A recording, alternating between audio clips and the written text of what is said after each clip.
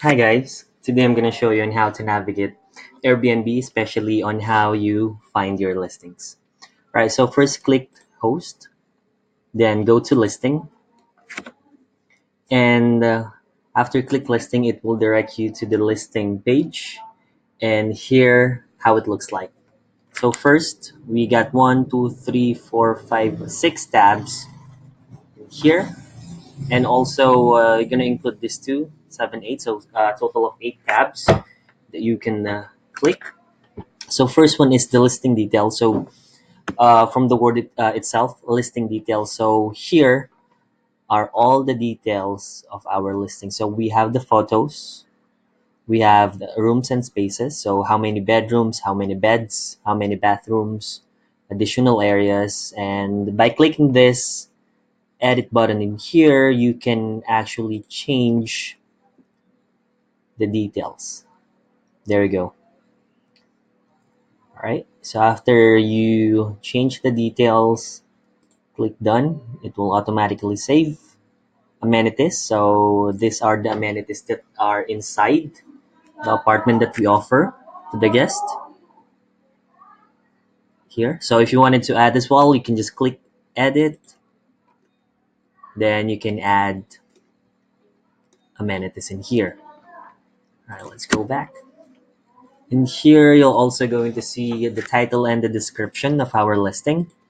So here's the description. Here's the title of the listing, and here is the description as well. Now, also going to see under listing details is the property and guest. How many guests that the property can accommodate.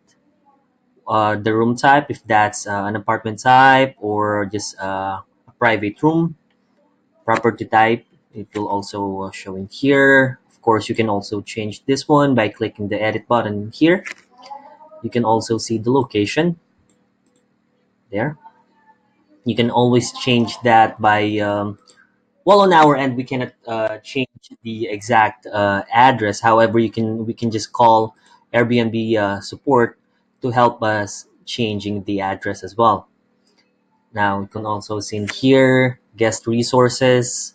So this one can be only be visible to the guest after they made the reservation as well.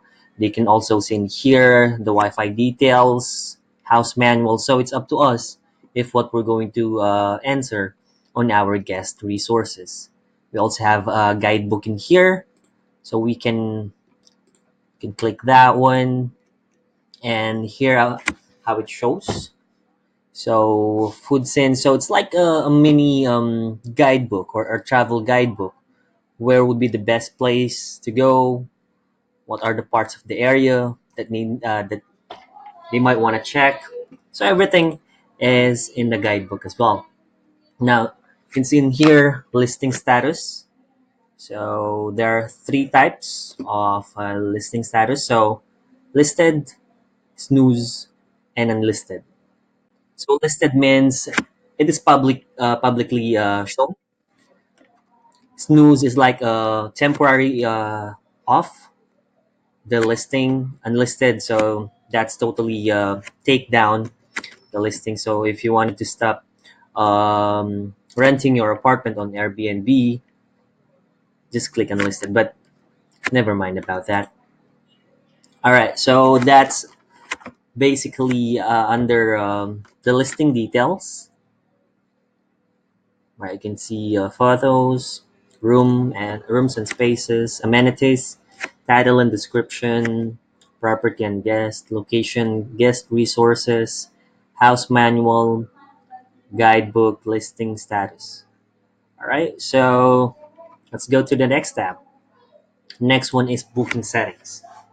So in here, we're gonna see how a guest can book. So it's like a requirements for the guest. All right, so how can they book? Right, so we got here first is how guests can book. So we got two types of that one. So guests who met all the requirements can book instantly. So this is instant booking. And we got this one, all guests must send a reservation request. So in here, the second one, All guests must send a reservation request.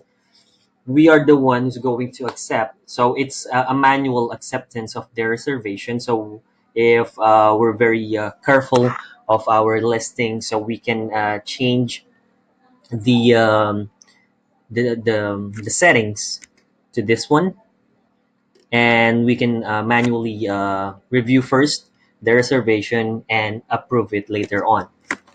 Okay, so let's go back. Guest requirements. So it's up to you as well to set this one. So if you wanted the guests to have their Airbnb profiles completed, you can just click all this one: Airbnb standard requirements, government issued ID, recommendation for matter. Yes, so it's like their photo ID, and also if they have already reviews from a different host, so you can also add those things in here. Next is the house rules. So it's very important that we enter the house rules in here, because some guests just throwing a party onto the property, and it might leave us some damage properties, or damage, or that it will cause damage to the property as well. So here, not suitable for children 2 to 12. So it's up to you if you wanted to set that one in or not, but it's optional. Not suitable for infants under 12. So this one is not set, because most of the guests that coming in New York are family. They wanted to experience New York as well. So might as well not setting this one. So it's a family friendly um, listing as well. Not suitable for pets. No smoking. So you can add the house rules in here. So just click the edit button. You can see in here. You can also type additional rules if you wanted. Here, details, yes, know about your home. You can also put specific details about your listing in here. If they must climb stairs, what floor, probably, and there you have it. Next is the policies. Check-in window, or these are the policies like check-in, check-out, cancellation policy. So it's up to you also if what time you wanted to have your check-in and check-out, and the cancellation policy as well. Now with the cancellation policy, we have uh, three types for that one: flexible, moderate, and strict. So this one, I think it's an optional thing if you're on the strict cancellation policy. So flexible, so meaning they can still have a full refund after or before 1 day prior to their arrival. So that's real flexible. No problem with the cancellation. So next one is moderate. Full refund 5 days prior to your arrival. So even though you cancel like 1 week ahead of your reservation date, you can still have a full refund. Now, next one is strict. So in here, it's very self-explanatory. So full refund for cancellations made within 48 hours of booking. If check-in date is at least 14 days away, so they can still have a full refund. All right. So for example, they book a reservation today, they still have 48 hours, so 2 days to cancel the reservation and have a full refund, as long as their check-in date is not at least 14 days. There. So, and also 50% refund for cancellation made at least 7 days before the check-in. So like for 14 days, they can still have 100% um, of the refund. 7 days, 50%. So that's how strict cancellation policy is. Now let's see if there is. Okay, that's for the booking settings. Now let's move to pricing. So pricing, based on its term, you can change the price of everything on your listing. Okay, so you can on the pricing as well, you can add discounts if you wanted to as well. So nightly price. So we have an option in here like smart pricing. So that's turned off because there's a different market on different on each day. So might as well we control the market if you want, or we control the prices if you want as well. Base price, you can just put that in here, just in case you're using like a price lab, the one that we talked about with the previous videos. By using price labs, it can actually control your price outside of Airbnb. So by controlling the base price on your Airbnb listing, you can actually have a guide as well on your price lab. Now, length of stay discount. So in here, we have two. So we have weekly discount and monthly discount as well. So if the guest is staying like for a week, they can have at least 5% discount. And if the guest wanted to stay for a month, they have 30% discount as well. So if it's actually up to us if how many discount or how many percent of discount we wanted to give to the guests. So we also have like an early bird discount. So these are the guests that will book early, like a year ahead of time. So that's it. Also, you can see here extra charges. So this one is important. Make sure we always have a cleaning fee on each every listing. It's also optional if you wanted to put security deposit, extra guest for after, like let's say your listings like maximum of 6 people. So extra guest after 6 people will be charged $50 each per night. All right. Also, there's a weekend pricing that you can enter in here. It's optional as well, and you can pretty much do everything on your listing under the pricing tab, especially the prices.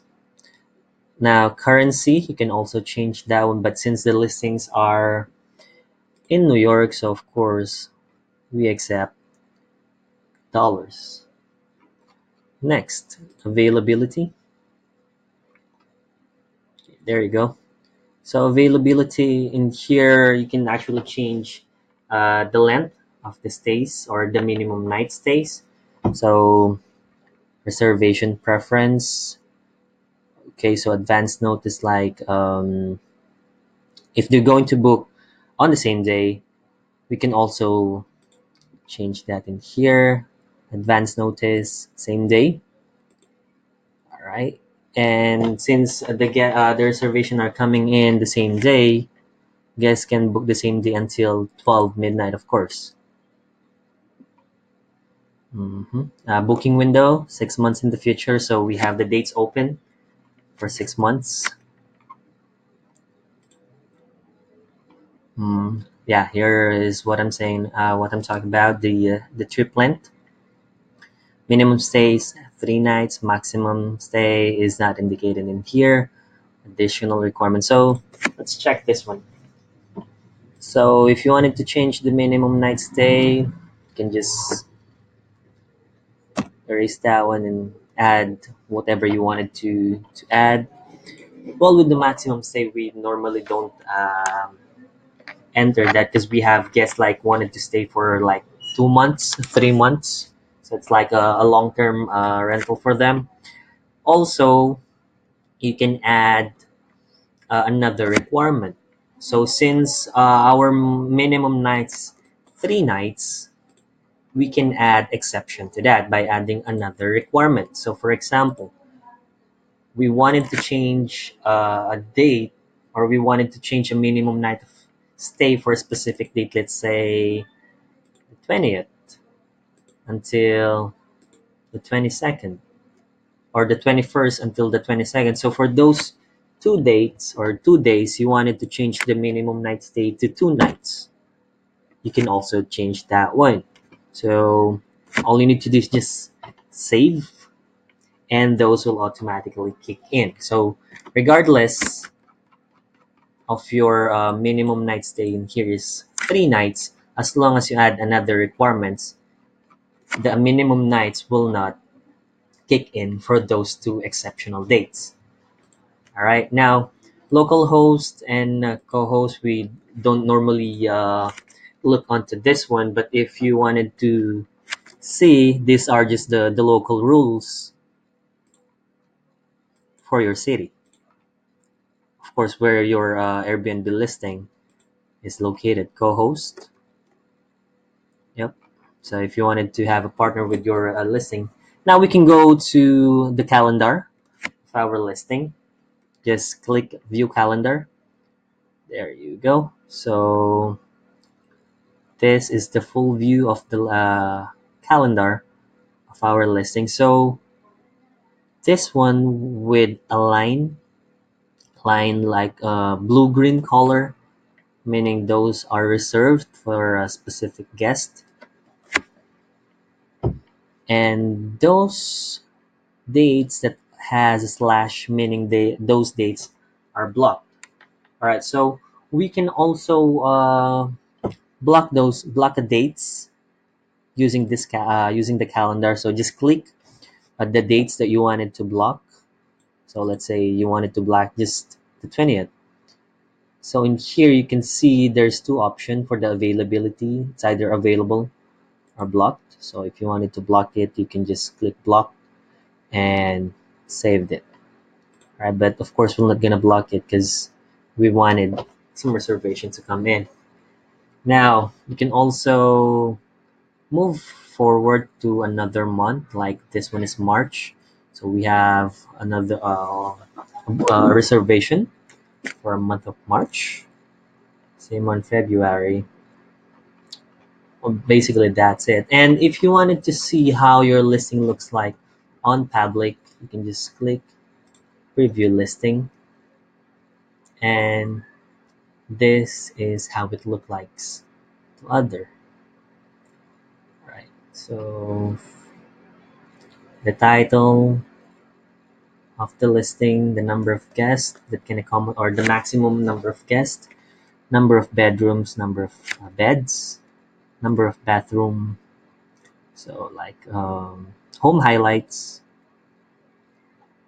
here. So you can also see the amenities. So what type of beds are on the apartment. You can also see the calendars with the available dates in here. So the reviews are also included on the preview listing. So these are the previous guests that left a review from our listing. And this map, little map over here is where our listing is located. So that's how the guests see our listing in public.